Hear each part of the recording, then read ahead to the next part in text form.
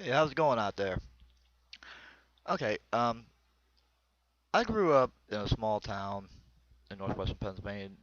Now, this is back in the 70s, early 70s, mid 70s, and kids today have it a little bit easier as far as being bullied than what I did. Back in my day, is when I was growing up, bullies came up to you and they beat the crap out of you, and you go tell a teacher, and it's like teacher just turns around and pulls them to the side, talks to them, and they sit there and say, "Yeah, okay, we'll leave him alone." But yet, after school, they'd always kick your ass for telling. But nowadays, it's like you go tell a teacher, they call cops. It's like bullying today is just not right. But anyway, I never dealt with the single bully when I was growing up. There was always two of them, and I was bullied from like the age of 8 on up until 16, 17, and they would all there was always two of them, and they'd always come up to me. It started out with the regular, picking and teasing. You know, they would make me cry and go home, which made their day, which means that made them feel tougher. After a while, when you get older, the picking and teasing just kind of like washed off me like a water to a duck's back. That's when they started to kick the crap out of me, and it was like maybe a once a week type of deal with them. They'd turn around and sit there and say, "Hey Joe, it's time for us to kick the shit out of you again." And so anyway, I decided to get a little bit smarter.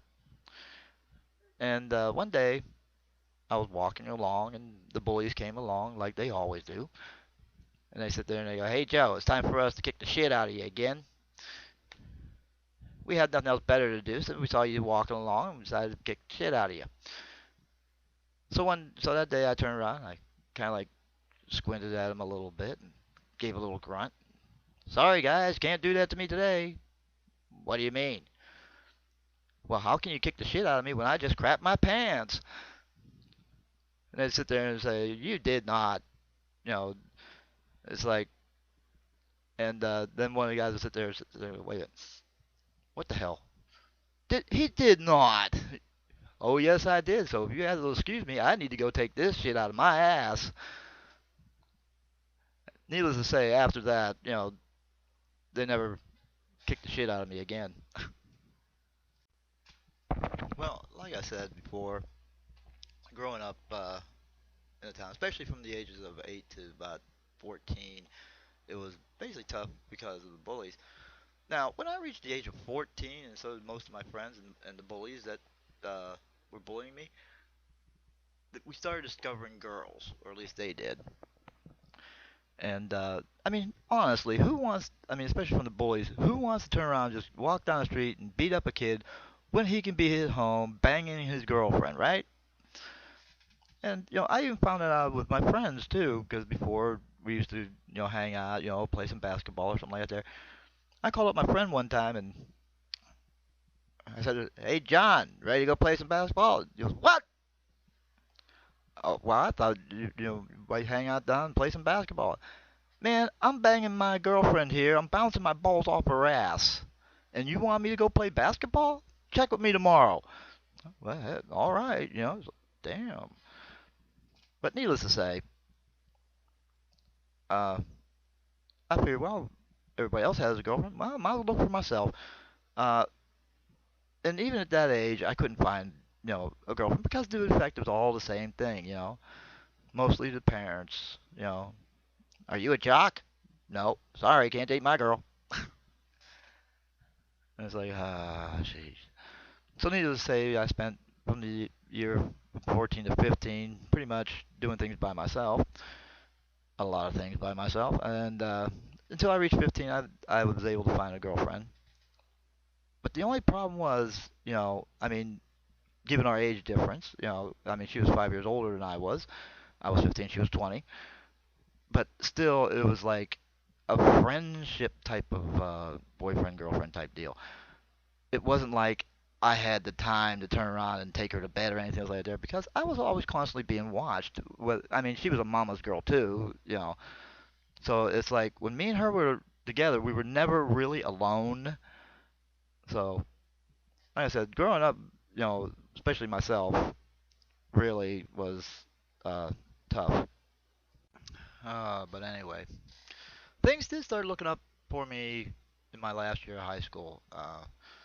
We moved away from the school district that I was in, went into another school district, and this was a great school district. Don't get me wrong. They accepted you for, basically who you were, what have you. And in this school district, when I started going to school, I ended up joining a football team, which my other school never let me do because, they thought, he's just a geek, get him out of here, But this one, even though I was second string, hey, still on a football team. Cool. I found myself a nice, really super nice looking girl. I mean, she was a member of the band, but she was the cutest one in the band. I thought, oh man, that's really super cool. During my school year, my grade point average went from a D average to a B average. Cool. So I figured, well, I see I'm a jock. I got a good looking girlfriend. My grade point average is up. Oh man, this is cool. I can't wait until around prom the dawn so I can get laid. Then it's like, came time for the prom. Now you gotta color coordinate yourself with your prom date. She wore a light blue dress, and of course me, I was looking sharp in my powder blue tuxedo, white shirt, ruffles all around, medium blue tie. I was looking damn good. Went to the prom, had a few dances with her, and I'm sitting there thinking, oh, I can't wait until the prom to dawn. Can't wait till the prom to dawn. Came time for the prom to dawn, and so anyway, we went out for a walk, just like all the other, during an intermission, they were showing movies. So we kind of like filtered out with some of the other couples. They went off their own separate ways, and we went off ours. And we found a nice little secluded spot. We were talking, kissing, and my hands started roaming around, and then she stopped me, and it was like, "What's wrong?" I go, "This is our prom to dawn. We should be, doing what everybody else is doing." Well, I'm Catholic. I don't do those type of things. It's like, yeah, but all the other jocks are banging their girls in their cars. Come on. Like, nope. I'm saving myself for marriage. On the contrary, believe that, most Catholic girls are easy. They're not. So, anyway, I had to sit there and think, well, let's see now. I got a decent looking girl, or a good looking girl. I'm a jock. I graduated high school with a B average. Eh, 3 out of 4 ain't bad. I guess I'll just have to let it happen when it happens. Well, anyway, just to let y'all know that, after high school, I turned around and went and joined the reserves. I figured, well, I'll be out on my own.